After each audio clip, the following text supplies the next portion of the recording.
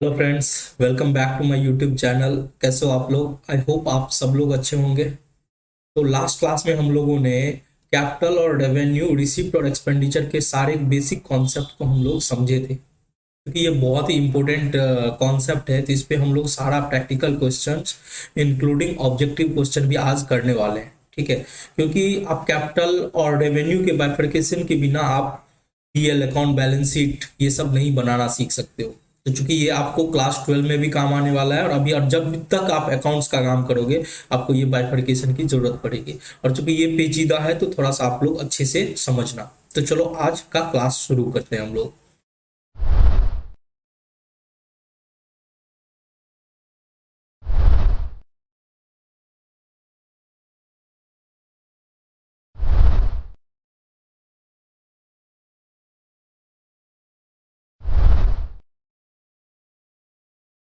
Receipt के बारे में समझा, revenue receipt, capital expenditure, revenue expenditure और डिफर्ड रेवेन्यू एक्सपेंडिचर। तो सबसे पहले हम लोग कैपिटल रिसिप्ट को समझते हैं। ऐसा रिसिप्ट जो रेगुलर रिसिप्ट ना हो, यानी कि उसका फ्रीक्वेंसी बार बार ना हो। ऐसा नहीं कि वो हर महीना या हर साल उसका रिसिप्ट होता, यानी रेगुलर फ्रीक्वेंसी ना हो। दूसरा, वो फ्रीक्वेंसी नॉर्मल बिजनेस का भी पार्ट नहीं होना चाहिए, यानी कि वो नॉर्मल बिजनेस का भी पार्ट नहीं होना चाहिए। ठीक है, दो चीज हम लोग समझे कैपिटल रिसिप्ट में, रेगुलर रिसिप्ट ना हो और नॉर्मल बिजनेस का पार्ट ना हो। नॉर्मल बिजनेस का मतलब क्या होता है? अब देखो, जैसे कि आप जिस तरह का भी बिजनेस कर रहे हो, मान के चलो आपका किराना का दुकान है। ठीक है, तो किराना का दुकान को चलाने के लिए आप लोग को क्या चाहिए? आप गुड्स स्टॉक खरीद के लाते हो। मान के चलो आप किराए के मकान पे आप अपना बिजनेस चला रहे हो, तो रेंट देते हो, बिजली बिल देते हो, आपके पास स्टाफ काम करता है, सैलरी देते हो। तो ये सब तो खर्चे हो गए। आमदनी में किराना की दुकान से आमदनी क्या होगा? सेल का आमदनी होगा, यानी नॉर्मल बिजनेस का पार्ट है। तो मैं कैपिटल रिसिप्ट के बारे में बोल रहा हूँ, ऐसा रिसिप्ट जो नॉर्मल बिजनेस का पार्ट नहीं है। जैसे कि किराना की दुकान के लिए आपने खुद का पूंजी लगाया तो पैसा आया, तो ये तो किराना की दुकान की वजह से तो नहीं आ रहा है, आपने पैसा लगाया। बिजनेस के लिए आपने, किराने के बिजनेस के लिए आपने लोन लिया, तो लोन की वजह से पैसा आ रहा है, यानी वो रेगुलर रिसिप्ट नहीं है। किराना की दुकान में तो एक ही रेगुलर रिसिप्ट हो सकता है, क्या? जब आप बेचते हो तो पैसा आता है, तो वो आपका रेगुलर रिसिप्ट होगा। उसी तरह से किसी भी व्यवसाय में अगर वो रेगुलर बिजनेस रिसिप्ट का पार्ट नहीं होता है तो वो कैपिटल रिसिप्ट नहीं कहलाएगा। ठीक है, चलो। अब कैपिटल रिसिप्ट की वजह से या तो एसेट घटेगा, कैपिटल रिसिप्ट की वजह से या तो एसेट घटेगा। कैसे घटेगा? आपके पास पुरानी संपत्ति थी, एसेट थी, और आपने उसको बेच दिया। पुरानी एसेट को आपने बेच दिया, तो उसके वजह से आपको पैसा तो आ रहा है, लेकिन उसके वजह से आपका एसेट क्या हो रहा है? रिड्यूस हो रहा है। ठीक है, या दूसरा, ऑनर खुद पैसा लगा रहा है व्यापार में, तो जिसकी वजह से कैपिटल बढ़ रहा है। या हम कहीं बाहर से लोगों से कर्ज लेके पैसा व्यापार में ला रहे हैं, तो वो लाइबिलिटीज उससे बढ़ रहा है। तो कैपिटल रिसिप्ट की वजह से या तो एसेट बढ़ेगा, एसेट घटेगा, सॉरी, एसेट घटेगा, और कैपिटल और लाइबिलिटीज क्या होगा? बढ़ेगा। ठीक है, इसे हम कहाँ दिखाते हैं? तो जनरली इसे हम बैलेंस शीट लाइबिलिटीज साइड में दिखाते हैं। हाँ, अगर एसेट घटता है तो हम एसेट में से रिड्यूस कर देते हैं। ठीक है, चलो। अब बात कर लेते हैं रेवेन्यू रिसिप्ट की। तो रेवेन्यू रिसिप्ट में भी वही बात, रेगुलर रिसिप्ट का हिस्सा होना चाहिए। कैपिटल रिसिप्ट क्या था? रेगुलर रिसिप्ट का हिस्सा नहीं था, रेगुलर आमदनी का हिस्सा नहीं था। लेकिन रेवेन्यू रिसिप्ट क्या होना चाहिए? रेगुलर आमदनी का हिस्सा होना चाहिए। नॉर्मल बिजनेस में मिल रहा है, यानी अगर आप दुकान कर रहे हो तो सेल करने से जो आमदनी हो रही है वो आपका। अगर आप ट्यूशन पढ़ा रहे हो तो सर्विस दे रहे हो, तो ट्यूशन फीस से जो आमदनी हो रही है वो रेवेन्यू रिसिप्ट। जो बार बार आने वाला नेचर का जो आमदनी होता है वो आपका रेवेन्यू नेचर का कहलाता है। जो कभी कभार आता है जिसकी वजह से आपका लाइबिलिटीज बढ़ता है, कहीं से कर्जा मिले, व्यापार का स्वामी पूंजी लगाया, या आप अपने मशीन को बेच दिए, यानी कोई फिक्स्ड एसेट्स को बेच दिए, तो इन सब की वजह से कैपिटल रिसिप्ट अराइज होता है। और नॉर्मल कोर्स ऑफ बिजनेस में जो पैसा आता है उससे रेवेन्यू रिसिप्ट अराइज होता है। तो चूंकि ये नॉर्मल कोर्स ऑफ बिजनेस से जो पैसा आता है, तो इसके वजह से इनकम बढ़ता है, और इनकम बढ़ता है जिसे हम कहां दिखाते हैं? पीएल अकाउंट के क्रेडिट साइड। तो ये चीजें, जो बेसिक चीजें जो आपको याद रखनी है। अब बात करते हैं एक्सपेंडिचर की। तो एक्सपेंडिचर में हम लोगों ने तीन चीज सीखा था, कैपिटल एक्सपेंडिचर, रेवेन्यू एक्सपेंडिचर और डिफर्ड रेवेन्यू एक्सपेंडिचर। तो सबसे पहले कैपिटल एक्सपेंडिचर और रेवेन्यू एक्सपेंडिचर की चर्चा करते हैं। कैपिटल एक्सपेंडिचर में भी ये रेगुलर खर्चा नहीं है, ये रेगुलर खर्चा नहीं है। और रेवेन्यू एक्सपेंडिचर क्या है? रेगुलर खर्चा है। Normal course of capital expenditure कभी भी नॉर्मल कोर्स ऑफ बिजनेस का पार्ट नहीं होता है। बेसिकली एसेट वगैरह जो खरीदते हैं ना वो कैपिटल एक्सपेंडिचर का पार्ट होता है। बाकी जो भी खर्चा व्यापार को चलाने के लिए किया जाता है वो रेवेन्यू एक्सपेंडिचर का पार्ट होता है। इसीलिए हम बोलेंगे कि कैपिटल एक्सपेंडिचर करने से उसका जो वैल्यू, कोई भी खर्चा करते हैं आप ये सोच के कि उससे फायदा होगा तभी आप खर्चा करते हैं, तो उसका बेनिफिट 1 साल से अधिक मिलेगा। आप अगर कोई स्थायी संपत्ति परचेज करते हैं तो उसका बेनिफिट 1 साल से ज्यादा मिलता है। जबकि नॉर्मल खर्चा, स्टाफ को सैलरी देते हैं, किराया देते हैं, तो ये सब नॉर्मल खर्चा है, उसका बेनिफिट 1 साल या उससे नीचे ही रहता है, उससे ऊपर नहीं रहता है। अब बात करते हैं कैपिटल एक्सपेंडिचर की अकाउंटिंग ट्रीटमेंट। तो चूंकि बेसिकली मैंने आपको बताया कि ये क्या होता है कि नॉर्मल कोर्स ऑफ बिजनेस का पार्ट नहीं होता और ऐसा हैवी एक्सपेंडिचर होता है, तो इससे आपका एसेट क्रिएट होता है। क्या होता है? एसेट क्रिएट होता है। इसे हम बैलेंस शीट के एसेट साइड में दिखाते हैं। और चूंकि रेवेन्यू एक्सपेंडिचर नॉर्मल खर्चा है तो खर्चा इससे बढ़ता है और इसे हम पीएल अकाउंट के डेबिट साइड में दिखाते हैं। ये आपको 1% भी अनक्लियर नहीं होना चाहिए। अगर ये पेज आपको थोड़ा सा भी डाउट है तो बिल्कुल आप वीडियो रोक करके मेरे से आप पूछ सकते हैं, कमेंट में आप पूछ सकते हैं कि सर मुझे ये चीज समझ में नहीं आया। क्योंकि अगर आपको ये समझ में नहीं आएगा तो आप फाइनल अकाउंट डेफिनेटली आप नहीं बना पाएंगे। क्योंकि आपको पहचानना जरूरी है कि कौन सा कैपिटल रिसिप्ट होता है, कौन सा रेवेन्यू रिसिप्ट होता है, कौन सा कैपिटल एक्सपेंडिचर होता है, रेवेन्यू एक्सपेंडिचर होता है। मैंने बहुत ही आसान भाषा में एक पेज में बता दिया। अगर रेगुलर रिसिप्ट का पार्ट नहीं है, यानी कि बार बार नहीं आ रहा है, तो वो कैपिटल रिसिप्ट होता है। बिजनेस का पार्ट नहीं होता, part of normal course of business, यानी कि बिजनेस का मतलब धंधा। अब नॉर्मल धंधा जो कर रहे हैं, मान के चलो आपका बेचने खरीदने का धंधा है, तो बेचने से जो पैसा आएगा वो रेवेन्यू रिसिप्ट में चला जाएगा। और कहीं से कर्जा लेके आएंगे पैसा, अपना घर से आप अपना व्यापार में पैसा लगा रहे हैं, तो वो कैपिटल रिसिप्ट का पार्ट हो जाएगा। लेकिन आपके धंधा की वजह से पैसा आ रहा है तो वो रेवेन्यू रिसिप्ट का पार्ट हो जाएगा। उसी तरह से कोई भी खर्चा जो धंधा को चलाने में किया जाता है वो रेवेन्यू एक्सपेंडिचर होता है। धंधा को चलाने में क्या सब लगेगा? किराया लगेगा, बिजली बिल लगेगा, स्टाफ का सैलरी लगेगा, आप जो भी सामान बेच रहे हैं वो सामान खरीद के लाएंगे, उसका यूनिट बनाने में जो खर्चा लगेगा वो सब लगेगा, वो सब रेवेन्यू एक्सपेंडिचर का पार्ट है। कैपिटल एक्सपेंडिचर क्या होता है? अब व्यापार को चलाने में बड़ी बड़ी मशीन लग रहा है, अब वो तो बार बार नहीं लगेगा ना। एक बार मशीन खरीद लिए तो 5 साल 10 साल जब तक उसका लाइफ है चलेगा। यानी कि आपको ये देखना है कि कोई भी खर्चा हो रहा है उसका बेनिफिट अगर 1 साल से कम तक के लिए हो रहा है तो वो रेवेन्यू एक्सपेंडिचर है। अगर उस खर्चे की वजह से फायदा जो है 1 साल से ज्यादा हो रहा है तो वो कैपिटल एक्सपेंडिचर है। कहाँ दिखाएंगे ट्रीटमेंट? क्योंकि कैपिटल रिसिप्ट की वजह से या तो कैपिटल बढ़ रहा है या लाइबिलिटीज बढ़ रहा है तो बैलेंस शीट के लाइबिलिटी साइड में दिखाएंगे। रेवेन्यू रिसिप्ट की वजह से आमदनी बढ़ रहा है तो पीएल अकाउंट के क्रेडिट साइड में दिखाते हैं, क्योंकि पीएल अकाउंट के क्रेडिट के साइड में सारे आमदनी यानी सारे इनकम को दिखाते हैं। कैपिटल एक्सपेंडिचर की वजह से आपका एसेट क्रिएट हो रहा है तो बैलेंस शीट के एसेट साइड में दिखाएंगे। रेवेन्यू एक्सपेंडिचर की वजह से आपका खर्चा बढ़ रहा है तो खर्चा तो पीएल के डेबिट साइड में जाएगा। अब बात कर लेते हैं डिफर्ड रेवेन्यू एक्सपेंडिचर।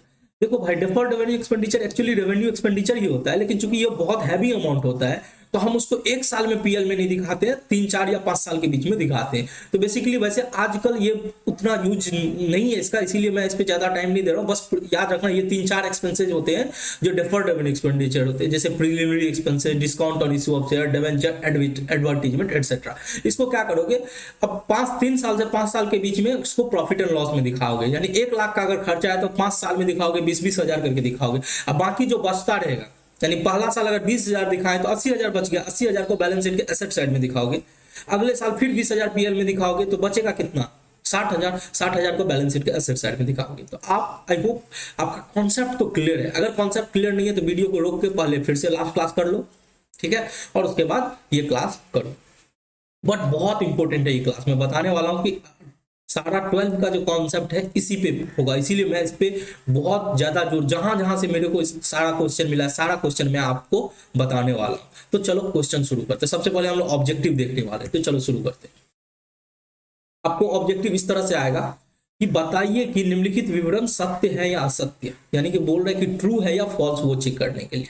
तो पहला क्या, वो देखो क्या बोल रहा है, एक संपत्ति को खरीदने के लिए वैधानिक व्यय संपत्तिगत व्यय है। देखो हिंदी नहीं समझ में आएगा, ठीक है, तो मैं इंग्लिश पढ़ता हूं और उसके साथ साथ हिंदी भी बताता हूं। लीगल फी यानी कानूनी खर्चा पे कर रहे हैं टू अक्वायर अ प्रॉपर्टी, एक प्रॉपर्टी को खरीद रहे हैं उसके लिए लीगल फी पे कर रहे हैं, ये कैपिटल एक्सपेंडिचर। लीगल फी क्या होता है, आप जब कोई भी प्रॉपर्टी खरीदते हो तो आपका रजिस्ट्रेशन कराना पड़ता है, रजिस्ट्री हम लोग बोलते हैं कि जमीन का रजिस्ट्री कराने जा रहे हैं, यानी रजिस्ट्रेशन एक्सपेंसेस। अब देखो रजिस्ट्रेशन एक्सपेंसेस किसका, प्रॉपर्टी का। तो प्रॉपर्टी का जो रजिस्ट्रेशन कराओगे, ये पहले बताओ कि ये पूछ रहा है कि कैपिटल एक्सपेंडिचर है, ये बोल रहा है कि लीगल फी जो पे करते हैं, रजिस्ट्रेशन फी एक्सपेंसेस जो पे करते हैं वो एक कैपिटल एक्सपेंडिचर है। यह बताओ कि ये सत्य है या असत्य, यानी ट्रू है या फॉल्स। तो सबसे पहले तो हमको ये जानना जरूरी है कि कैपिटल एक्सपेंडिचर का मतलब क्या होता है। तो मैंने यहां पे बताया कैपिटल एक्सपेंडिचर यानी रेगुलर खर्चा नहीं होना चाहिए, नॉर्मल कोर्स ऑफ बिजनेस का खर्चा नहीं होना चाहिए, उसका बेनिफिट 1 साल से ज्यादा होना चाहिए। ठीक है, अब यहां पे देखो रजिस्ट्रेशन, जमीन तो आप बार बार नहीं खरीदते हो, यानी कि ये रेगुलर आपका जमीन खरीदने बेचने का तो धंधा है नहीं। अगर जब तक आपके क्वेश्चन में बोले नहीं, हम ये मान के चलते हैं कि हमारा तो धंधा तो कुछ और होगा, हम बार बार जमीन खरीदेंगे बेचेंगे तो नहीं, यानी नॉर्मल कोर्स ऑफ मतलब नॉर्मल कोर्स ऑफ बिजनेस का खर्चा नहीं है, रेगुलर खर्चा नहीं है, रेगुलर खर्चा नहीं है। फिर बहुत सारा कंडीशन है, सारा सेटिस्फाइड हो रहा है, एक भी कंडीशन सेटिस्फाई होगा तो वो कैपिटल एक्सपेंडिचर कहलाएगा। अब ये भी हो रहा है कि अगर रजिस्ट्रेशन करा लिए प्रॉपर्टी का तो इसका बेनिफिट तो आपको कई सालों तक मिलता रहेगा, जब तक आपका प्रॉपर्टी आपके नाम पे है उसका बेनिफिट मिलेगा, यानी बेनिफिट भी 1 साल से ज्यादा है, बेनिफिट भी 1 साल से ज्यादा है। तो इसीलिए यह कथन क्या है, सत्य है, यानी इसका आंसर क्या होगा, ट्रू हो जाएगा, सही है। अगला बात करते हैं, अगला क्या है, अगला है मजदूरी, wages paid for erection of machinery are debited to the machinery account, यानी कि वेजेस पे करते हैं मशीन को लगाने में, इरेक्शन मतलब इंस्टॉल करने में, इंस्टॉल करने में जो भी खर्चा होता है, जो भी मजदूरी दिया जाता है उसको बोला जा रहा है मशीन के अकाउंट में डेबिट कर दिया जाता है। तो बिल्कुल सही, मैंने आपको बोला था कि आप मशीन मान के चलो, मशीन आप जो भी मशीन खरीदते हो, ठीक है, जो भी मशीन है मशीन को खरीदते हो और उसको फैक्ट्री तक लाते हो, उसको इंस्टॉल करते हो, उसको क्या करते हो, इंस्टॉल करते हो। तो परचेज करने से लेके इंस्टॉलेशन तक का सारा खर्चा जो होगा, परचेज से लेके इंस्टॉलेशन तक का सारा खर्चा होगा वो मशीनरी में ऐड किया जाता है। मैंने आपका इसका जर्नल एंट्री भी बता दिया था, अगर मशीन को इंस्टॉल वगैरह करने का जितना सारा खर्चा होता है उससे मशीन को हम डेबिट करते हैं, क्योंकि इससे मशीन का वैल्यू बढ़ता है। तो यहाँ पे भी वही बोल रहा है कि वेजेस जो पे करते हैं मशीन को लगाने में, वो उससे क्या मशीनरी अकाउंट डेबिट करते हैं, बिल्कुल सही है आंसर। और ये कैपिटल एक्सपेंडिचर है, क्योंकि मशीन खरीदना, आप बार बार तो मशीन नहीं खरीदते हो ना, और एक बार मशीन खरीदे तो इसका बेनिफिट कई सालों तक मिलता है। तो ये तो सत्य है कि डेबिट होगा, साथ में हम ये भी जान लिए कि ये कैपिटल एक्सपेंडिचर होता है। ये कौन सा एक्सपेंडिचर होता है, कैपेक्स में बोलूंगा, कैपिटल एक्सपेंडिचर। अब बात करते हैं अगला पॉइंट का, थर्ड नंबर देखो क्या है, expenditure which result in acquisition of a fixed assets is a revenue expenditure. भाई साहब, अगर कोई खर्चा खरीदते हो फिक्स्ड एसेट्स को, एक्विजिशन, एक्विजिशन का मतलब होता है परचेज करना, एक्विजिशन का मतलब क्या होता है, परचेज करना, यानी कोई भी खर्चा करते हो, अगर इंग्लिश नहीं समझ में आए तो हिंदी भी एक बार पढ़ लेना, कोई भी खर्चा जो अस्थायी संपत्ति का अधिग्रहण यानी परचेज पर किया जाता है, आयगत व्यय है। भाई साहब, कोई भी फिक्स्ड एसेट्स को जो परचेज करते हो, कोई भी फिक्स्ड एसेट्स को परचेज करते हो जिससे एसेट बढ़ता है, जिससे एसेट बढ़ता है, वो हमेशा कैपिटल एक्सपेंडिचर कहलाएगा। क्या कहलाएगा, कैपिटल एक्सपेंडिचर। यहां पे बोला है कि एसेट बढ़ने से जो खर्चा होता है वो रेवेन्यू एक्सपेंडिचर है, तो ये गलत है, ये क्या है, फॉल्स है। क्या है, फॉल्स है। अब यहां पे देखो मैंने आपको बता ही दिया है कि कोई भी कैपिटल एक्सपेंडिचर जिससे एसेट मतलब कोई भी चीज जिससे एसेट बढ़ता है वो कैपिटल एक्सपेंडिचर है। एसेट बढ़ रहा है तो रेवेन्यू एक्सपेंडिचर कैसे हो सकता है। चलो अगला देखते हैं, फोर्थ नंबर बोला कि थिएटर के नवीनीकरण यानी एक्सपेंडिचर की रिनोवेशन करते हैं। कभी कभी क्या होता है कि देखो, थिएटर समझते हो ना, सिनेमा जिस पे चलता है, थिएटर, मूवी थिएटर क्या होता है कि अब मान के चलो हर साल उसका थोड़ा सा रिपेयर किया जाता है, चमकाया जाता है, रिनोवेशन किया जाता है, तो वो नॉर्मल खर्चा है। लेकिन यहाँ पे क्या बोल रहा है कि हम एक्सपेंडिचर कर रहे हैं थिएटर के रिनोवेशन के लिए, जिसके वजह से इंक्रीज हो गया सीटिंग कैपेसिटी 10%। सीटिंग कैपेसिटी क्या हो गया, 10% इंक्रीज हो गया, यानी कि आपका थिएटर है, मान के चलो ये, इसमें 100 लोग एक साथ सिनेमा देखते थे, 100 लोग एक साथ सिनेमा देखते थे, लेकिन इस बार क्या किया गया, इसको थोड़ा सा बड़ा कर दिया गया, इसको थोड़ा सा बड़ा कर दिया गया, अब 10% बढ़ गया, अब 110 लोग सिनेमा देखते हैं एक साथ। तो इसके वजह से रेवेन्यू बढ़ रहा है, और अगर ये नवीनीकरण किया इसके वजह से क्या हो रहा है, रेवेन्यू इंक्रीज हो रहा है, ठीक है, और रेवेन्यू बढ़ रहा है, और इससे फ्यूचर में हमको हर, ये तो नहीं है कि इस साल किए देखिए इसी साल मिलेगा, अगला साल फिर घट जाएगा। एक बार आप एक्सपेंड कर दिए, बड़ा कर दिए, तो इसका बेनिफिट तो आपको कई सालों तक मिलता रहेगा। तो यानी बेनिफिट 1 साल से ज्यादा है, और जब भी बेनिफिट 1 साल से ज्यादा है तो वो तो कैपिटल एक्सपेंडिचर कहलाएगा ना जी। वो क्या कहलाएगा, कैपिटल एक्सपेंडिचर कहलाएगा। लेकिन ये बोला है कि अगर 10% से बढ़ा दिया और ये खर्चा डेफर्ड रेवेन्यू एक्सपेंडिचर है, क्या बोल रहे हैं, डेफर्ड रेवेन्यू, तो ये तो फॉल्स है ना, क्योंकि अगर कोई भी संपत्ति में कुछ भी आप रिपेयर करते, रिनोवेशन करते हैं जिससे कि आपका रेवेन्यू बढ़ जाता है, जिससे आपका जो नॉर्मल रेवेन्यू था उससे बढ़ जाता है, तो वो आपका कैपिटल एक्सपेंडिचर कहलाता है। अब क्योंकि यहाँ पे थिएटर का हम रिनोवेशन किए जिसकी वजह से सीटिंग कैपेसिटी 10% बढ़ गया, तो भाई साहब थिएटर में लोग जितना ज्यादा आएंगे ज्यादा रेवेन्यू आएगा, और चूंकि थिएटर के रिपेयर करने की वजह से हमारा वैल्यू बढ़ गया, हमारा रेवेन्यू बढ़ गया, तो ये हमारा कैपिटल एक्सपेंडिचर होगा। लेकिन आपको बोला कि ये स्थगित आय व्यय है, यानी डेफर्ड रेवेन्यू एक्सपेंडिचर है, जो कि गलत है, क्योंकि ये कैपिटल एक्सपेंडिचर होगा। चलो अब फिफ्थ नंबर पॉइंट की बात करते हैं। फिफ्थ नंबर पॉइंट क्या है, बोल रहा है एक नई मशीन को लगाने में टेक्नीशियन को दिया गया 80,000 का ट्रैवलिंग एक्सपेंसेस पीएल अकाउंट में डेबिट किया जाएगा। बोल रहा है ट्रैवलिंग एक्सपेंसेस जो 80,000 पेड किए हैं टेक्नीशियन को installation of new machine, wording को देखो क्या बोल रहा है, इंस्टॉलेशन ऑफ न्यू मशीन। भाई साहब कोई भी नया मशीन को इंस्टॉल करने का खर्चा जो होता है, मैंने आपको बताया ना, मशीन का कुछ भी इंस्टॉलेशन तक का जितना सारा खर्चा होता है वो मशीन अकाउंट में जाता है, और मशीन कैपिटल एक्सपेंडिचर है, और मशीन जो है बैलेंस शीट के एसेट साइड में संपत्ति है भाई, तो वो संपत्ति है तो एसेट में जाएगा। तुम बोल रहे हो कि it is debited to profit and loss account, गलत है ना। हम प्रॉफिट एंड लॉस अकाउंट में कैसे दिखाएंगे, प्रॉफिट एंड लॉस अकाउंट में तो इनकम और एक्सपेंसेस को दिखाते हैं। मैंने आपको ऑलरेडी बताया बैलेंस शीट में क्या जाता है, बैलेंस शीट में एसेट होता है और कैपिटल और लायबिलिटीज होता है। बैलेंस शीट के कैपिटल और बैलेंस शीट का जो लेफ्ट साइड होता है उसके उसमें कैपिटल और लायबिलिटीज होता है, और राइट साइड में एसेट होता है। और पीएल अकाउंट में क्या होता है कि डेबिट साइड, यानी कि लेफ्ट साइड में आपका सारा खर्चा होता है और क्रेडिट साइड में सारा इनकम होता है। तो भाई साहब मशीन को इंस्टॉल करने का खर्चा जिससे मशीन का वैल्यू बढ़ा, तुम बताओ मशीन संपत्ति है या खर्चा है, कैसे कैटेगराइज करोगे संपत्ति है या खर्चा। तो भाई जिसका फायदा हमको 1 साल से ज्यादा मिलेगा तो वो हमारा संपत्ति है, और ऐसा खर्चा जिसका 1 ही साल तक फायदा मिलेगा वो हमारा खर्चा है। तो मशीन एक बार इंस्टॉल हो गया तो मशीन का जब तक लाइफ है तब तक उसको यूज करोगे, यानी 1 साल से ज्यादा बेनिफिट है। तो मशीन तो हमारा एसेट हुआ ना जी, और मशीन हमारा एसेट हुआ तो एसेट को तो हम बैलेंस शीट में दिखाते हैं, ना कि पीएल में दिखाते हैं, पीएल के डेबिट साइड में। ये बाबू क्या बोला है कि हम जो मजदूर को टेक्नीशियन जो आया हमको इंस्टॉल करने का उसका जो खर्चा लगा ट्रैवलिंग एक्सपेंस 80,000, उसको हम पीएल अकाउंट में डेबिट करेंगे। उसको कहां डेबिट करेंगे, पीएल अकाउंट में। तो चूंकि इंस्टॉलेशन का खर्चा तो एसेट बढ़ाता है, इसीलिए हम इसको बैलेंस शीट एसेट साइड में दिखाते हैं। ये गलत बोला, इसको हम फॉल्स लिख देंगे। इसको क्या बोलेंगे, फॉल्स है।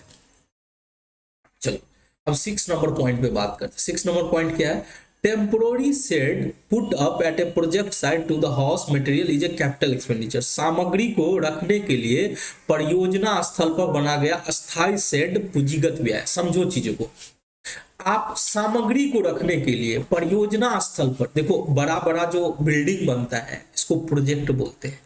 बड़ा बड़ा बिल्डिंग जो बनता है उसको क्या बोलते हैं, प्रोजेक्ट। प्रोजेक्ट जो होता है ना वो बहुत, उसमें ना 20 फ्लोर 25 फ्लोर 30 फ्लोर का बिल्डिंग बनता है, ठीक है। तो बिल्डिंग जो बनता है तो ये बिल्डिंग तो एक दिन में तैयार नहीं हो जाएगा, इसमें समय लगेगा।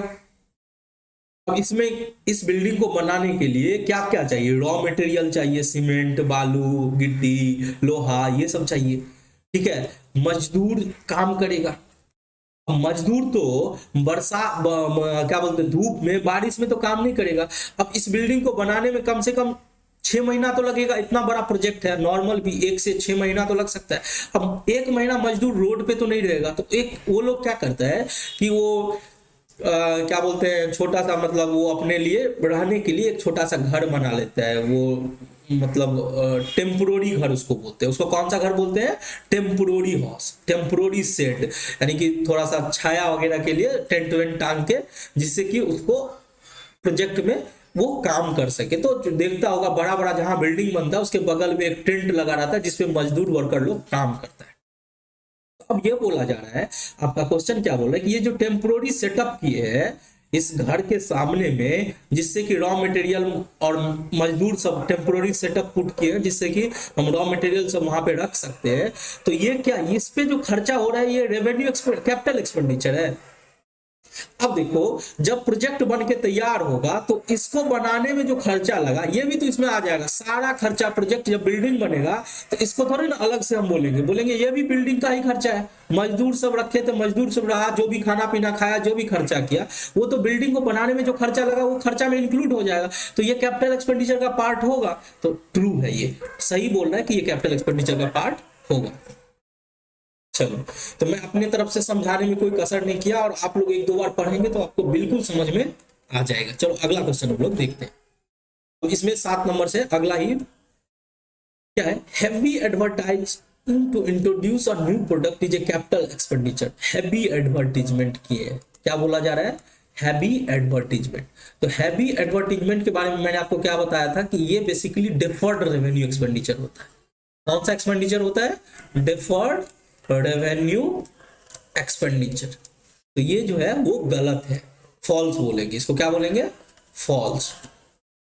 क्लियर है, क्योंकि एडवर्टीजमेंट अगर ज्यादा हो जाता है तो वो कौन सा एक्सपेंडिचर कहलाता है, डिफर्ड रेवेन्यू एक्सपेंडिचर। मैंने यहाँ पे एग्जांपल में 3 ही एग्जांपल तो दिया ही था, preliminary expenses, discount on issue of share, advertisement. तो इसको याद रखोगे तो आई होप दिक्कत नहीं होगी। चलो अगला देखो, अगला क्या बोल रहा है, expenditure incurred on white washing of factory building done after every 6 month is revenue expenditure. प्रत्येक 6 महीना के बाद कारखाना भवन की पुताई पर किया गया व्यय। आपका जो फैक्ट्री का बिल्डिंग है उसको हर 6 महीना पे कलर किया जाता है। क्यों किया जाता है, जिससे कि उसका जो है चमक बरकरार रहे। तो मैंने बोला था कि अगर कोई एसेट में आप कुछ खर्चा करते हो जिसके वजह से आपका रेवेन्यू में एक्स्ट्रा रेवेन्यू जनरेट होता है तो वो कैपिटल एक्सपेंडिचर है। लेकिन आप जो कारखाना भवन की पुताई कर रहे हो, यानी कि इसका जो कलरिंग कर रहे हो हर 6 महीना पे, इससे आपका कोई एक्स्ट्रा रेवेन्यू जनरेट होगा क्या?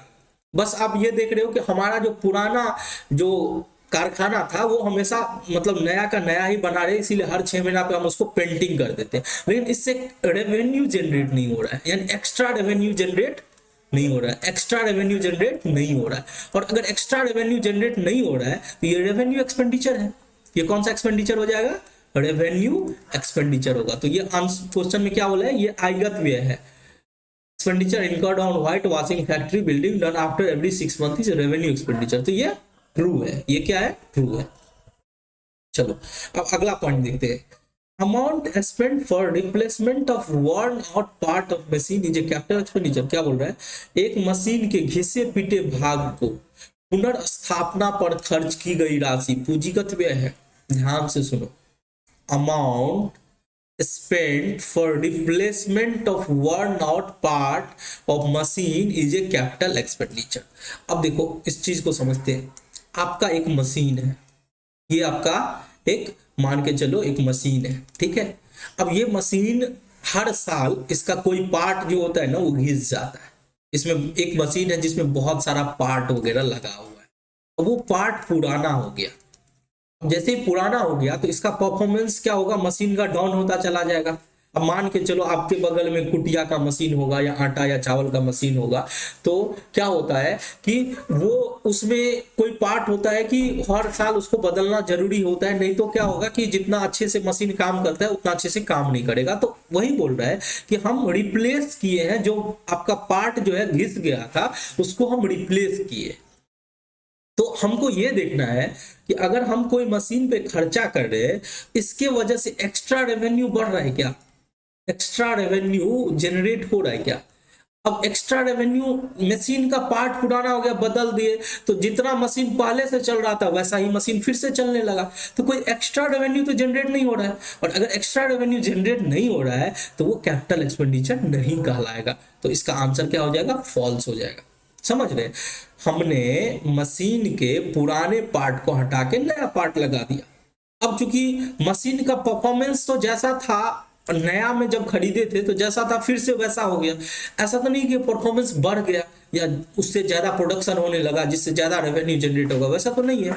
मशीन जैसा था वैसा ही है, बस एक पार्ट घिसा पिटा हो गया था उसको हम बदल दिए। तो उससे हमको बस यही देखना है कि अगर कोई भी एसेट में हम पैसा लगा रहे हैं, उसका रिपेयर इनोवेशन कर रहे हैं, तो बस ध्यान देना है उसके वजह से हमारा प्रोडक्शन कैपेसिटी बढ़ना चाहिए, रेवेन्यू एक्स्ट्रा बढ़ना चाहिए, तभी हम उसको कैपिटल एक्सपेंडिचर मानेंगे। अगर नॉर्मल सा ही खर्चा है तो हम उसको रेवेन्यू एक्सपेंडिचर मानेंगे। तो चूंकि 9th नंबर में आपको बोला कि जो भी खर्चा कर रहे हैं रिप्लेसमेंट के लिए खर्चा कर रहे हैं, क्योंकि आपकी एक पार्ट पुराना हो गया था उसका पुनर्स्थापना कर रहे हैं, तो क्या वो कैपिटल एक्सपेंडिचर है? कैपिटल एक्सपेंडिचर नहीं है, इसीलिए मैंने इसको फॉल्स बोला। चलो अब बात करते हैं 10th नंबर, क्या है? Amount paid for acquiring goodwill is deferred revenue expenditure. भाई साहब गुडविल क्या है? मैंने आपको बोला था गुडविल एक फिक्स्ड एसेट्स होता है। गुडविल एक फिक्स्ड एसेट्स होता है जिसको हम छू नहीं सकते, रेपुटेशन की वजह से ये कमाया जाता है, इंटेंजिबल होता है। तो चूंकि ये फिक्स्ड एसेट्स है, इसके वजह से एसेट बढ़ रहा है। तो मैंने आपको बोला था कि कैसे पहचान, डेफर्ड रेवेन्यू होता है नॉर्मल सा खर्चा है, बहुत हैवी है तो इसको 5 साल में मार दिए, लेकिन खर्चा कहाँ है? ये तो एसेट है, ये नॉर्मल खर्चा तो है नहीं, ये तो गुडविल है। गुडविल जो कि एसेट है, एसेट का पार्ट होता है, तो एसेट का पार्ट होता है तो वो कैपिटल एक्सपेंडिचर होगा। गुडविल पे किया हुआ खर्चा कौन सा खर्चा कहलाएगा? Capital expenditure. तो ये जो है बोला है डेफर्ड रेवेन्यू एक्सपेंडिचर है, वो फॉल्स बोला है, इसको करेक्ट करेंगे।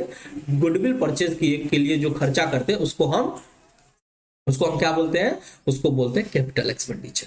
चलो अब 11th नंबर पॉइंट देखते हैं। 11th नंबर पॉइंट क्या है? An expenditure intend to benefit in the current period is a revenue expenditure। क्या बोल रहा है? चालू अवधि के लाभ पहुंचाने के उद्देश्य से किया गया व्यय आयगत व्यय है। बिल्कुल ट्रू, बिल्कुल ट्रू, क्योंकि मैंने बोला था कि अगर कोई भी खर्चा कर रहे हैं जिससे 1 साल तक यानी चालू पीरियड करंट पीरियड का ही बेनिफिट मिलता है तो वो आपका रेवेन्यू एक्सपेंडिचर होता है। 1 साल से ज्यादा बेनिफिट मिलता है तो वो कैपिटल एक्सपेंडिचर होता है। चलो अब बात करेंगे नेक्स्ट पॉइंट 12 नंबर, क्या है? Expenditure which result in acquisition of a permanent asset of enduring benefit to the business is a capital expenditure. बहुत कुछ बोल दिया, इसको हिंदी समझते हैं। बोल रहा है वो खर्चा जो व्यवसाय के अस्थायी लाभ के लिए अस्थायी संपत्ति के क्रय पे किया जाता है, पूंजीगत व्यय है। यानी एसेट को परचेज करने के लिए बोल रहा है। कौन सा एसेट? फिक्स्ड एसेट्स को परचेज करने के लिए जो खर्चा है वो क्या कैपिटल एक्सपेंडिचर है? बिल्कुल है। अस्थायी संपत्ति, भाई किसी भी वजह से अगर संपत्ति बढ़ रहा है तो वो कैपिटल एक्सपेंडिचर है, तो ये ट्रू हो जाएगा। अगर आपको क्वेश्चन एक बार भी नहीं समझ में आए, 2 बार पढ़ो, 3 बार पढ़ो। कभी कभी ऐसा हम लोग के साथ भी होता है कि एक बार में पढ़ते हैं तो समझ में नहीं आता है, तो उसको 2 बार पढ़ना चाहिए। जब आप पढ़ोगे तो समझ में आएगा। जैसे कि देखो क्लियर लिखा हुआ है कि अगर आप खर्चा करते हो जिसके वजह से acquisition of permanent asset, permanent asset क्या होता है? संपत्ति, अस्थायी संपत्ति बढ़ता है तो क्या वो कैपिटल एक्सपेंडिचर है? अगर कोई भी खर्चा करते हो जिससे एसेट बढ़ता है तो वो आपका कैपिटल एक्सपेंडिचर है। चलो 13 नंबर देखते हैं। 13 नंबर क्या है? The gain from sale of capital assets need not be added to revenue to ascertain in the net profit of a business. बोल रहा है कि पूंजीगत संपत्ति के बिक्री से लाभ को व्यवसाय के शुद्ध लाभ के निर्धारण हेतु आगम में जोड़ने की आवश्यकता नहीं होती। यानी कि आप अगर कोई कैपिटल एसेट को बेचते हो, कैपिटल एसेट को सेल करते हो, कैपिटल एसेट को क्या करते हो? सेल करते हो, और सेल करते हो और उसमें प्रॉफिट होता है। यानी कि मान के चलो 10,000 का सामान आप 12,000 में सेल कर दिए, उसको प्रॉफिट हो गया, तो ये प्रॉफिट क्या नेट प्रॉफिट का पार्ट नहीं होना चाहिए? नेट प्रॉफिट का पार्ट बिल्कुल होना चाहिए, बिल्कुल होगा। ये जो प्रॉफिट होगा वो हम नेट प्रॉफिट में जोड़ेंगे। आप इसको ऐसे समझो, मैं इसको और अच्छे तरीके से समझाने का प्रयास करता हूं। यहां पे देखो, आप मान के चलो आपकी एसेट 1 लाख की थी। आपकी एसेट कितनी की थी? 1 लाख की कॉस्ट थी, ठीक है। आप 1,20,000, कॉस्ट नहीं बोलो, इसको WDV बोलो, रिटेन डाउन वैल्यू, यानी आपके बुक वैल्यू में इतना थी। आप 1,20,000 में सेल कर रहे हो। कितने में सेल कर रहे हो? 1,20,000 में। तो आपका जो कैपिटल एक्सपेंडिचर होगा वो 1 लाख ही होगा। सॉरी, सेल कर रहे हो तो कैपिटल रिसिप्ट बोलता हूं। कैपिटल रिसिप्ट जो होगा वो 1 लाख होगा। क्यों? क्योंकि 1 लाख की ही मशीन थी आपकी। 1 लाख का मशीन 1,20,000 में बेच दिए, तो 1 लाख जो कैपिटल रिसिप्ट होगा, इससे क्या होगा? एसेट घटेगा, क्योंकि आप अपने एसेट को बेच रहे हो, ठीक है। और 20,000 जो एक्स्ट्रा मिला है ये आपका इनकम होगा, जो कि प्रॉफिट एंड लॉस अकाउंट में जाएगा। इनकम कहां जाएगा? प्रॉफिट एंड लॉस अकाउंट में जाएगा। इसको रेवेन्यू रिसिप्ट बोला जाएगा। इसको क्या बोला जाएगा? Revenue receipt. तो आपके क्वेश्चन में क्या बोला कि जो नेट प्रॉफिट में इसको जोड़ा नहीं जाएगा, तो ये फॉल्स है। बिल्कुल, अगर सेल करने से जो प्रॉफिट होगा उसको नेट प्रॉफिट में जोड़ा जाएगा। अगला क्वेश्चन देखते हैं। अगला क्या है? वो खरीदी गई पुरानी मशीन को पूरी तौर पर मरम्मत के व्यय, यानी कि overhauling expenses of a second hand machine purchase are revenue expenditure. भाई साहब इसको अगर अच्छे से नहीं समझोगे तो गलती कर दोगे। क्या बोल रहा है देखो, ओवरहॉलिंग एक्सपेंसेस मतलब एक पुराना मशीन खरीदे। अब मान के चलो एक पुराना बाइक खरीदा, और पुराना बाइक खरीदा कोई क्यों बेचेगा, जब उसमें कुछ गड़बड़ी होगा तभी बेचेगा। आपने पुराना मशीन बाइक सस्ते में खरीदा और उसको रिपेयर कराया, और बोल रहा है कि वो रिपेयर का खर्चा कैपिटल एक्सपेंडिचर है। एक एग्जांपल देते हो, तुम अपने गांव में एक बाइक खरीदा, 10,000 में बाइक खरीदा, क्योंकि वो पुराना था इसीलिए तुमको सस्ता में मिल गया। लेकिन उसमें ना 10,000 रुपये और लगाने थे, तब जाके तुम उस बाइक को इस्तेमाल कर सकते हो, क्योंकि वो बाइक खराब था। तो 10,000 में बाइक खरीदा और उसका रिपेयर कराया 10,000। अब तुमको कोई पूछेगा कि तुमने बाइक कितने में लिया, तो तुम क्या बोलोगे, 10,000 में लिया, कि तुम बोलोगे कि भाई साहब हमने 20,000 में लिया। 10,000 तो जिसका था उसको पे किए और 10,000 उसको तुरंत जाके रिपेयर कराए। तो यहाँ भी वही कॉन्सेप्ट है, बोल रहा है कि पुराना मशीन को पूरी तौर पर रिपेयर कराया गया, वो कौन सा खर्चा है। तो भाई मशीन को पे रिपेयर करा गया, पुराना मशीन था उसको सही किया गया जिससे कि हम काम में ला सके, तो वो हमारा कैपिटल एक्सपेंडिचर कहलाएगा। कौन सा एक्सपेंडिचर कहलाएगा, कैपिटल एक्सपेंडिचर। तो ये फॉल्स हो गया। रेवेन्यू एक्सपेंडिचर बोला, तुम बोल सकते हो कि सर ये तो नॉर्मल सा मरम्मत किया है, नॉर्मल सा मरम्मत किया है, तो उस मरम्मत के वजह से ही तो आप मशीन चला पाओगे, क्योंकि पुराना मशीन में अगर मरम्मत नहीं करोगे तो वो चल ही नहीं पाएगा। तो आप जब मरम्मत करने के बाद वो जो मशीन का वैल्यू होगा वो उतना से आपको मशीन के वैल्यू से बुक करना पड़ेगा, उतना से अकाउंटिंग करना पड़ेगा। तो यानी टोटल मशीन का रिपेयर तक का जो खर्चा करके आपका फैक्ट्री में वो मशीन जब शुरू होगा चलना, तब से वो तब तक का जो खर्चा होगा वो कैपिटलाइज किया जाएगा। चलो अब हम लोग लास्ट क्वेश्चन देखते। लास्ट क्या है, wages paid for erection of machine. Machine को लगाने पे दी गई मजदूरी पीएल अकाउंट में, बिल्कुल पीएल अकाउंट में नहीं जाएगा। हम अब इससे पहले भी शायद ये क्वेश्चन आ गया था कि मशीन को लगाने में, इंस्टॉल करने में जो मजदूरी होता है वो कैपिटल एक्सपेंडिचर होता है, और उससे मशीन में जोड़ा जाता है। और मशीन एसेट होता है, तो एसेट को बैलेंस शीट के एसेट साइड में दिखाते हैं। तो इसे हम पीएल अकाउंट में कैसे दिखाएंगे, गलत है, ये भी गलत है। ठीक है, चलो तो हम लोग एक पार्ट कंप्लीट कर लिए, अब लेते हैं 1 मिनट का ब्रेक, फिर शुरू करते हैं आपका क्लास। चलो तो हम लोग सेकेंड पार्ट ऑब्जेक्टिव का देखते हैं। इसमें क्या है कि आपको बोल रहा है, चूंकि देखियो ऑब्जेक्टिव में सारा चैप्टर का मैं आपसे उम्मीद करता हूं कि आप लोग जरूर घर पे सारा ऑब्जेक्टिव करते होंगे, क्योंकि ये इसमें ना थोड़ा सा कॉन्सेप्चुअल कॉन्सेप्ट चाहिए, तो इसीलिए मैं इसका ऑब्जेक्टिव ही करा देता हूँ। लेकिन आप लोग सारा चैप्टर का ऑब्जेक्टिव जरूर अपने घर पे देखिएगा। ठीक है, देखो टीचर का काम होता है कि उसके पास एक लिमिटेड समय होता है, उसमें वो चाहता है कि ज्यादा से ज्यादा अच्छा से अच्छा कॉन्सेप्ट आपको बताए, जिससे कि आपको सारा सब्जेक्ट का जो है कोर नॉलेज आपका अच्छे से क्लियर हो सके। ठीक है, लेकिन आपको घर पे भी पढ़ने होते हैं, आपको भी बहुत सारे क्वेश्चन, देखो अगर मैं प्रैक्टिकल क्वेश्चन बनाता हूं तो आपको सारे एग्जांपल्स वगैरह घर पे करने चाहिए, उसको प्रैक्टिस करने चाहिए। क्योंकि अगर आप अभी से प्रैक्टिस की आदत नहीं बनाओगे, बस क्लास पे डिपेंड रहोगे कि हाँ सर जितना पढ़ाए बस हो गया, उसी को कर लेंगे हो जाएगा, तो इससे तो आप एग्जाम में अच्छे से पास तो जरूर कर जाओगे, अच्छा मार्क्स भी आएगा। लेकिन वो जो वास्ट नॉलेज होता है ना, एक होता है एक्सपर्ट नॉलेज, वो कभी नहीं मिल पाएगा। एक्सपर्ट नॉलेज तभी मिल पाएगा जब क्लास में तो करते ही है, साथ में घर पे भी प्रैक्टिस करेंगे, आप एग्जाम्पल्स वगैरह देखेंगे, सब कुछ देखेंगे, अच्छे से घर पे पढ़ाई करेंगे, तभी आप वो एक्सपर्ट नॉलेज ले पाएंगे। ट्यूशन लेने से आपका ये हो जाएगा कि हाँ आपका सारा कॉन्सेप्ट चलो ठीक ठाक समझ में आ गया, आप अच्छे से एग्जाम में पास कर गए। लेकिन एक्सपर्ट बनना है तो आपको खुद से भी पढ़ना पड़ेगा। चलो बात करते हैं हम लोगों को ये ट्रू और फॉल्स वाला, ये ट्रू और फॉल्स नहीं है, आपको बोल रहा है कि 4 ऑप्शन दिया, उसमें से एक को सही है वो चूज करना है। तो फर्स्ट क्या है, cost of goods purchase for resale, यानी कि आप जो परचेज करते हो गुड्स, परचेज करते हो गुड्स, किस लिए करते हो, बेचने के लिए। गुड्स परचेज करते हो, बाद में उसको सेल कर देते हो। तो बोल रहा है कि वो क्या है, वो डिफर्ड रेवेन्यू है, रेवेन्यू एक्सपेंडिचर है, कैपिटल एक्सपेंडिचर है, क्या है। भाई ये नॉर्मल कोर्स ऑफ बिजनेस है, ये धंधा है हमारा। नॉर्मल कोर्स ऑफ बिजनेस का जो खर्चा होता है वो रेवेन्यू एक्सपेंडिचर कहलाता है। क्या कहलाता है, रेवेन्यू एक्सपेंडिचर। तो रेवेन्यू एक्सपेंडिचर पे टिक मार दो, मतलब टिक मतलब बी ऑप्शन आपका होगा इसका। अब बात करते हैं amount paid for acquiring goodwill. अभी ही मैंने बताया कि गुडविल परचेज करने के लिए जो खर्चा होता है वो आपका कैपिटल एक्सपेंडिचर होता है। Depreciation of fixed assets. देखो फिक्स्ड एसेट्स परचेज जो करते हैं वो आपका कैपिटल एक्सपेंडिचर है, लेकिन इस पे जो डिप्रिसिएशन जो होता है, इस पे जो डिप्रिसिएशन चार्ज होता है वो हर साल चार्ज होता है। ठीक है, हर साल बहुत सारी कंपनी तो क्वार्टरली बेसिस पे भी चार्ज करती है। तो डिप्रिसिएशन जो चार्ज होता है वो रेवेन्यू एक्सपेंडिचर है। कौन सा एक्सपेंडिचर है? Revenue expenditure. तो depreciation charge on fixed assets is revenue expenditure. इससे भी आप अंदाजा लगा सकते हो कि ये डिप्रिसिएशन हर साल हमको चार्ज करना पड़ता है, तो ये रेवेन्यू एक्सपेंडिचर है। अगला फोर्थ नंबर क्या है? Repair incurred before using a second hand car.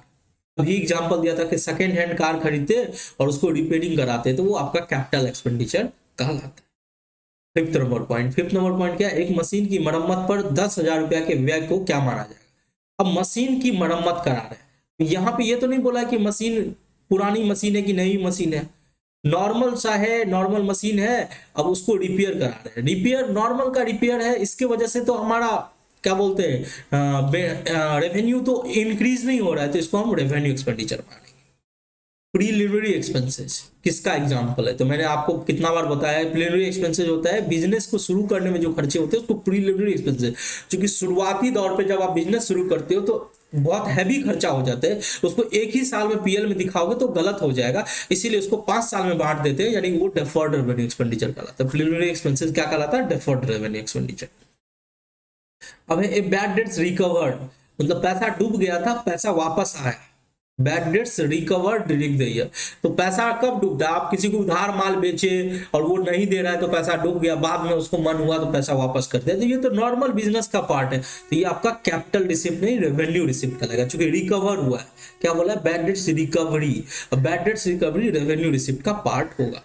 बोल रहा है मशीन की मरम्मत पे खर्चा, मशीन का रिपेयर पे खर्चा जो है वो रेवेन्यू एक्सपेंडिचर होगा। क्योंकि अगर रिपेयर किए, जस्ट कोई पार्ट है जो खराब हो गया उसको बदले हैं, इसके वजह से हमारा रेवेन्यू एक्स्ट्रा नहीं होगा, जैसा है रेवेन्यू वैसा ही रहेगा। मैंने बताया कोई भी एसेट खरीदते हो और उस पर खर्चा करते हो जिसकी वजह से आपका रेवेन्यू बढ़ रहा है, तो वो आपका कैपिटल एक्सपेंडिचर है। चलो यहाँ पे और भी था, एक बार शायद देख लेता हूँ। नीचे नीचे नहीं, बस 8 नंबर तक था, तो अगला देखो। चलिए अगला क्या? मिलान संबंधी। ऐसा देखो, अभी तक ऑब्जेक्टिव भी कराने का ये मेरा मकसद है कि एग्जाम में आपको जो क्वेश्चन आएगा तो कैसा कैसा क्वेश्चन आएगा। एक तो ट्रू फॉल्स का आएगा, एक तो होगा 4 में से एक को सेलेक्ट करना होता है, एक होता है मैच करना होता है कि 4 अलग अलग कॉलम में दिया है, इसको इसके साथ, इसको इसके साथ मैच करना है। देखो नया संपत्ति खरीदोगे तो ये कौन सा क्या होगा? तो नया संपत्ति खरीदोगे तो ये कैपिटल एक्सपेंडिचर हो जाएगा। नया संपत्ति खरीदोगे तो क्या का एक्सपेंडिचर होगा? Capital expenditure.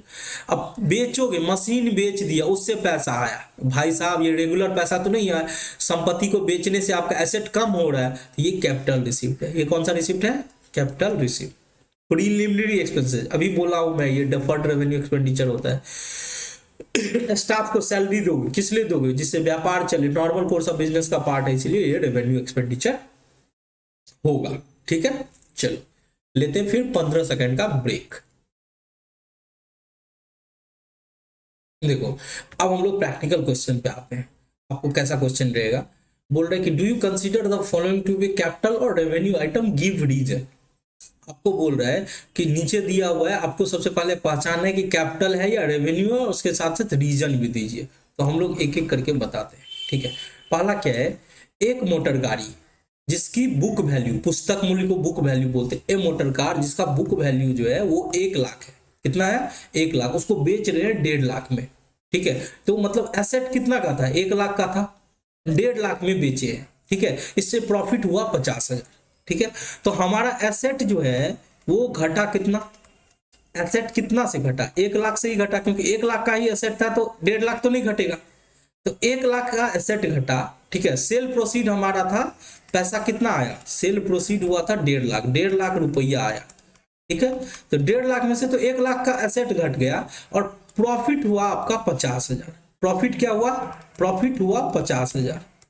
तो आपका जो एसेट जो 1 लाख का बिका, जिसे एसेट घटा, वो आपका कहलाएगा कैपिटल रिसिप्ट। पैसा आया जिसकी वजह से एसेट घटा, वो आपका क्या कहलाएगा? Capital receipt. और प्रॉफिट जो हुआ है मशीन को बेचने से, इसको बोलते हैं प्रॉफिट ऑन सेल। ठीक है, तो वो आपका जो होगा वो रेवेन्यू रिसिप्ट का, वो क्या कहलाएगा, रेवेन्यू रिसिप्ट। तो अगर कोई बोल देता है कि नहीं ये कैपिटल रिसिप्ट है, तो कैपिटल रिसिप्ट 1 ही लाख है, क्योंकि 1 ही लाख, मैंने आपको बताया कैपिटल रिसिप्ट से क्या होता है, या तो एसेट घटता है या कैपिटल और लायबिलिटीज बढ़ता है, तो यहाँ एसेट 1 लाख से घट रहा है तो ये कैपिटल रिसिप्ट माना जाएगा।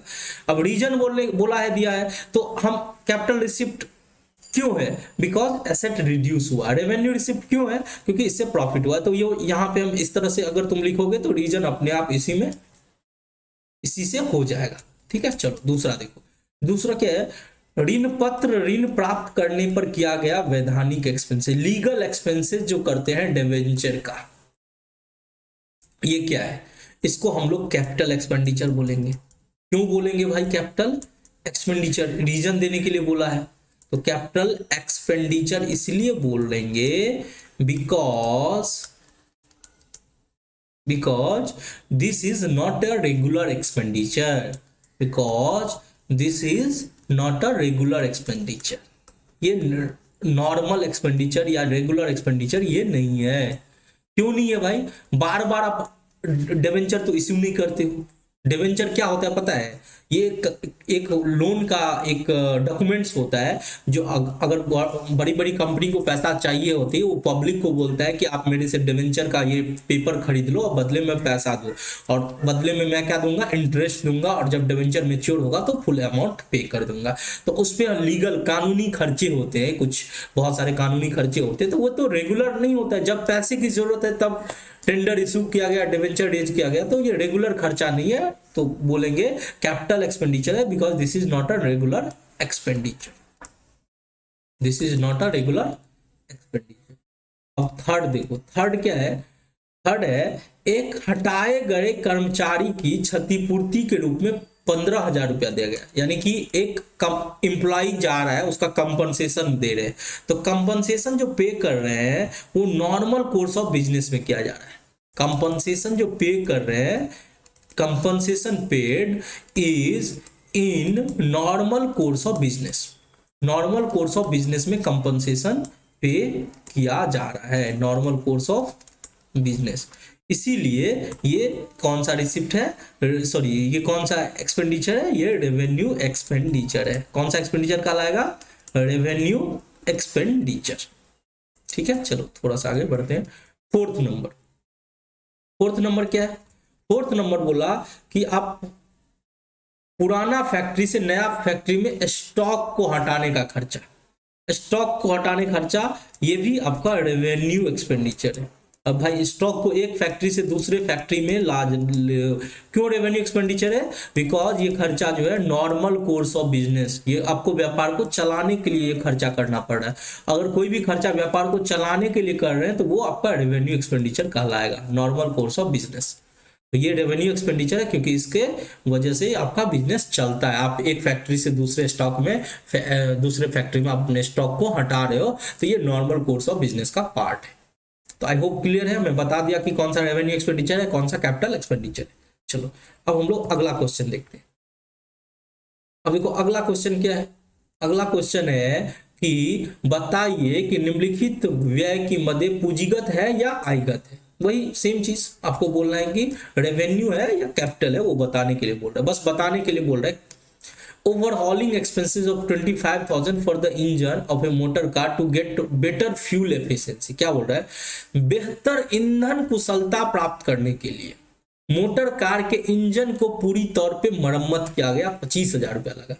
तो मैंने आपको बताया था कि आपको ये ध्यान रखना है कि अगर कोई संपत्ति, कोई भी एसेट, तो मोटर कार आपका एसेट है, संपत्ति है, उस संपत्ति में कोई खर्चा कर रहे हो जिसके वजह से आपका बेनिफिट हो रहा है, बेनिफिट इंक्रीज हो रहा है, बेनिफिट का कैपेसिटी बढ़ रहा है, तभी वो कैपिटल एक्सपेंडिचर होगा, नहीं तो माना जाएगा नॉर्मल सा खर्चा है, वो रेवेन्यू एक्सपेंडिचर का पार्ट होगा। अगर मोटर कार का जस्ट रिपेयर करते तब तो वो रेवेन्यू एक्सपेंडिचर हो रहा है, लेकिन इस रिपेयर के वजह से, इस मरम्मत के वजह से बेहतर ईंधन कुशलता मिल रहा है, बेहतर ईंधन कुशलता का मतलब क्या हो रहा है कि बेटर फ्यूल इफिशियंसी। मतलब क्या हो रहा है कि अगर इसको रिपेयर कर देंगे, मोटर कार का रिपेयर कर रहे हैं, तो हमारा ईंधन जो है ना, ईंधन फ्यूल डीजल पेट्रोल कम खर्चा लगेगा, यानी बेहतर होगा, हमारा ज्यादा स्पीड देगा और ज्यादा का माइलेज देगा हमारा मोटर कार, और हमको ना बेहतर ईंधन कुशलता मिलेगा, यानी कि हमको कम फ्यूल चार्जेस देने पड़ेंगे, यानी हमको खर्चे कम होंगे। तो अगर खर्चा कम होगा इसका मतलब हमारा बेनिफिट बढ़ रहा है। तो हम अगर कोई एसेट को मरम्मत करवा रहे हैं जिससे व्यापार की आमदनी बढ़ रही है, तो वो कैपिटल एक्सपेंडिचर होता है। तो चूंकि यहाँ पे आमदनी बढ़ रही है ना, अगर खर्चा कम हो रहा है, फ्यूल एक्सपेंसेस रिड्यूस हो रहा है, तो उसके वजह से आमदनी बढ़ा। खर्चा कम का होने का मतलब हुआ आमदनी बढ़ना। ठीक है, तो ये हमारा कैपिटल एक्सपेंडिचर होगा। ये क्या होगा? Capital expenditure. कैपिटल एक्सपेंडिचर क्यों होगा? बिकॉज ये ड्यू टू रिपेयर करने की वजह से, due to repair fuel cost get reduce. Fuel cost get reduce, तो आपका खर्चा रिड्यूस होगा। खर्चा रिड्यूस होगा मतलब आमदनी बढ़ा। ठीक है, इसीलिए ये कैपिटल एक्सपेंडिचर है। अब दूसरा बात करते हैं। दूसरा क्या है? Inauguration expenses of 25 lakh incurred on opening of new manufacturing unit in a existing business. मतलब बोल रहा है कि हम 25 लाख का खर्चा कर रहे हैं, इनॉग्रेशन का खर्चा कर रहे हैं, जिससे कि एक नया यूनिट खोल रहे हैं, तो ये भी आपका कैपिटल एक्सपेंडिचर होगा। क्यों? क्योंकि आप नया यूनिट खोलेंगे तो वहां पे कैपिटल एक्सपेंडिचर होगा, क्योंकि आप एक्सपेंशन कर रहे हैं, बिजनेस को आप बढ़ा रहे हैं, एक्सपेंशन कर रहे हैं, नया बिजनेस आपका बढ़ रहा है। ठीक है, इससे आपके रेवेन्यू में इंक्रीज होगा, तो ये कैपिटल एक्सपेंडिचर है। आपके बुक में यहाँ पे रेवेन्यू एक्सपेंडिचर दिया हुआ है जो कि गलत है। ठीक है, तो आप उसको काट के कैपिटल एक्सपेंडिचर कर लेंगे। चलो बात आगे बढ़ते हैं। Compensation of 2.5 crore paid to worker who opted for voluntary retirement. यानी रिटायर करते हैं ना, तो जब करता है अपने स्वेच्छा से, तो उसको एक कंपनसेशन पे किया जाता है कि आप हमारे ऑर्गेनाइजेशन में इतने साल से काम किए, तो दिया जाता है। तो ये नॉर्मल कोर्स ऑफ बिजनेस है। क्यों? क्योंकि ये सारे एम्प्लॉय जब रिटायर करते हैं तो उनको दिया जाता है, तो ये नॉर्मल कोर्स ऑफ बिजनेस है, इसीलिए इसको रेवेन्यू एक्सपेंडिचर माना जाएगा। क्या माना जाएगा?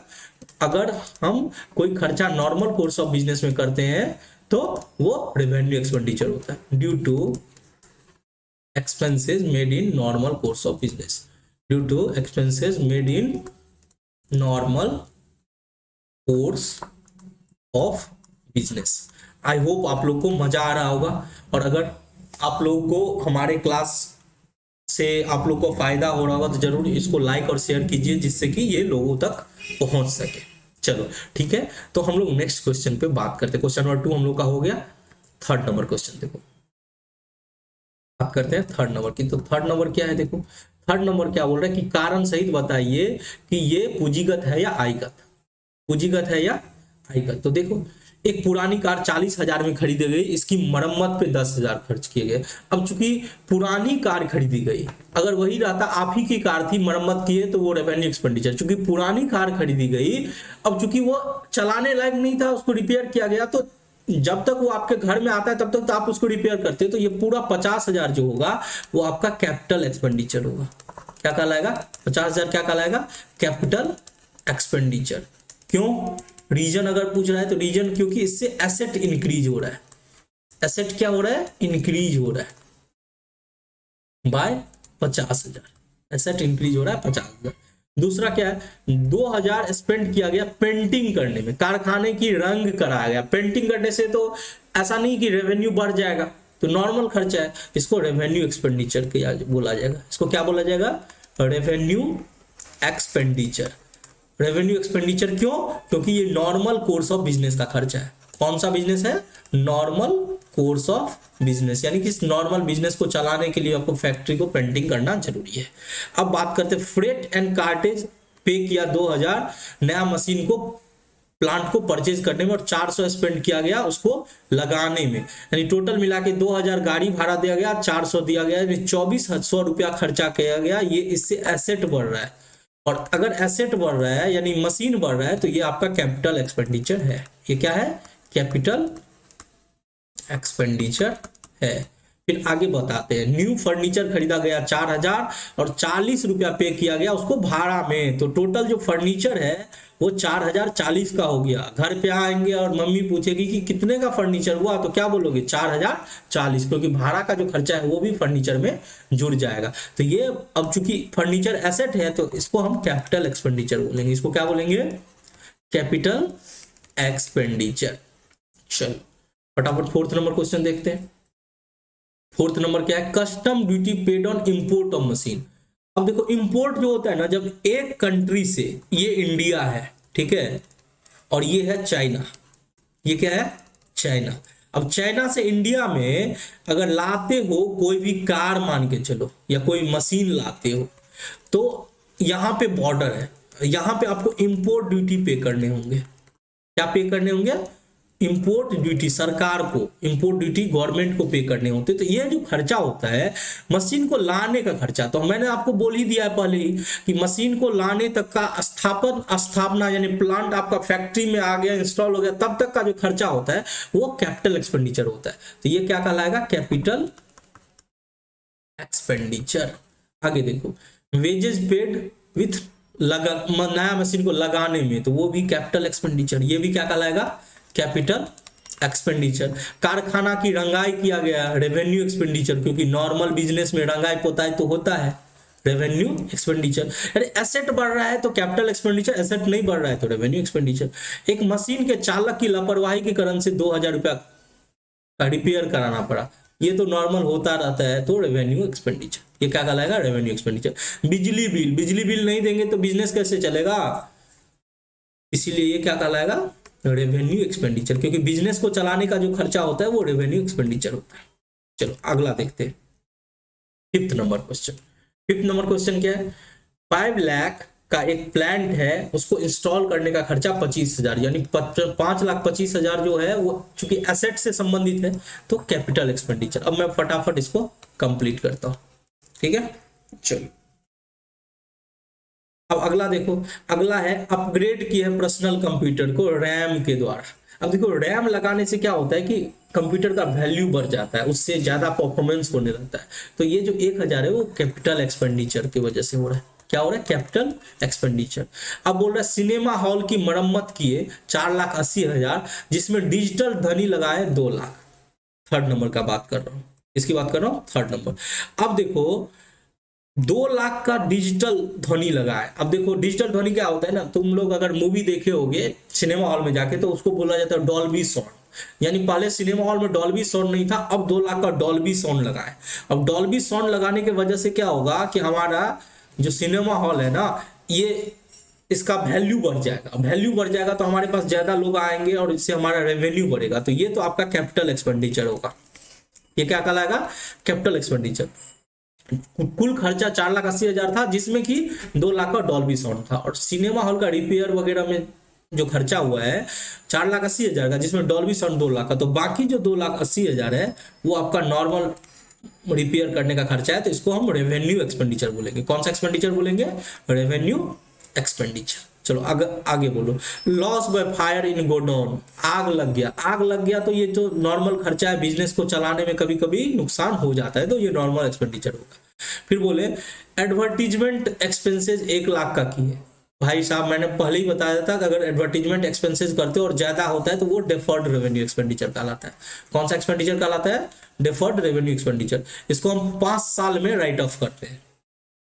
फिर है स्टूडेंट के वाहन की पार्किंग के लिए महाविद्यालय के छत पर एक एस्बेस्टस के लिए 25,000 का एक शेड बनाया गया। तो शेड बना गया तो इसको तो एक ही साल यूज नहीं करेंगे, कई साल तक यूज करेंगे, तो ये कैपिटल एक्सपेंडिचर है। फिर लीगल चार्जेस पे किया गया रजिस्ट्रेशन बिल्डिंग के लिए, ऑनर के बिजनेस बिल्डिंग के रजिस्ट्रेशन के लिए, तो ये भी कैपिटल एक्सपेंडिचर कहलाएगा, क्योंकि इससे आपका बिल्डिंग का रजिस्ट्रेशन हो रहा है, एसेट क्रिएट हो रहा है। तो ये क्या कहलाएगा? Capital expenditure. चलो अगला देखते हैं। अगला क्या? एंट्रेंस फी के पे किया जा रहा है डायमंड क्लब के द्वारा। अब देखो ये वेरी करता है, ये कैपिटल एक्सपेंडिचर भी हो सकता है, रेवेन्यू एक्सपेंडिचर भी होता है, बट मैं ये कैपिटल एक्सपेंडिचर मानता हूँ। ये मान के चलता हूँ कि एक ही बार एंट्रेंस फी पे करना पड़ा है, लेकिन एंट्रेंस फी जब जितना बार डायमंड क्लब में जाओगे इतना बार पे करना पड़ेगा, तो वो फिर रेवेन्यू एक्सपेंडिचर हो जाएगा। फिर है ऑनर का कंट्रीब्यूशन। ऑनर का, अब देखो कैपिटल एक्सपेंडिचर मैं गलत बोल दिया, क्योंकि ये रिसीव किया गया है ना, डायमंड क्लब द्वारा इतना का प्राप्त किया गया, तो ये कैपिटल रिसिप्ट हो जाएगा। ठीक है, चलो पूंजी के लिए ऑनर का कंट्रीब्यूशन आया, तो ये भी कैपिटल रिसिप्ट। मैंने तो आपको बोला ही था कि जिससे कैपिटल बढ़े वो कैपिटल रिसिप्ट, लाइबिलिटीज बढ़े कैपिटल रिसिप्ट, एसेट घटे कैपिटल रिसिप्ट। सेल किया गया मशीन को 50,000 और 40,000 उसका बुक वैल्यू था। बुक वैल्यू कितना था? 40,000 था, बेचे 50,000 में, तो 40,000 कैपिटल रिसिप्ट, 40,000 कैपिटल रिसिप्ट।